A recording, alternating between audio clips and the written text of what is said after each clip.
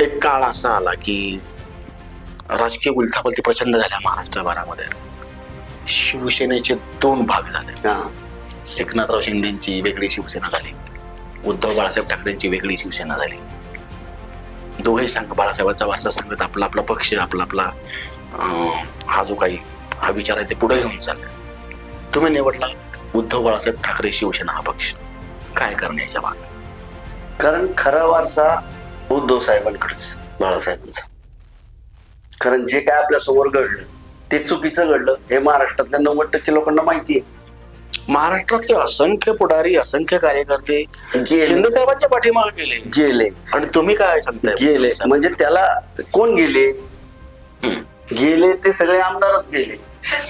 म्हणजे ज्यांची कुठं आर्थिक, ज्यांची कुठं काही चुकीची काम आहेत किंवा कुणी कुठं अडकलेले किंवा पैशाची लालच आहे.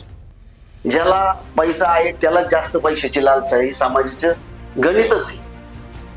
त्या पद्धतीने त्या लालसेने, ईडीच्या भीतीने अनेक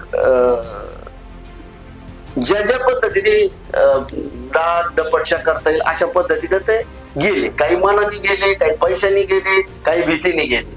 थोडक्यात ज्यांनी सत्ता निवडली ते शिंदे साहेबांसोबत गेले आणि ज्यांनी सत्य निवडलं ते उद्धव साहेबांसोबत गेले. हो, तुम्ही सत्य निवडलं. कडवट म्हणजे साहेबांचे विचार आहेत. साहेबांचा खरा वारस उद्धव बाळासाहेब ठाकरे हेच. क्या बात. ज्या तळमळीनं, ज्या आत्मविश्वासानं, ज्या पोटतिडकीनं सांगताय की साहेबांचा खरा वारस उद्धव बाळासाहेब ठाकरेचा आहे, तीच माझी विचारधारा आहे. त्याच एजेंड्याखाली तुम्ही कामही केलंय, त्याच पक्षाने तुमच्यावर अन्याय केलाय, हो, तुम्हाला डावलंय. खरं तर पक्षावर माझा राग नाही. मातोश्रीनंतर जी काही यंत्रणा चालते, जी माझ्या मतदारसंघापर्यंत चालते, या यंत्रणेवर दोष आहे माझा. शिवसेनेवर दोष नाही. पक्ष उद्धव साहेबांवर राग नाही. पक्षावर राग नाही, उद्धव साहेबांवर राग नाही. कुणावर राग? यंत्रणेवर राग आहे.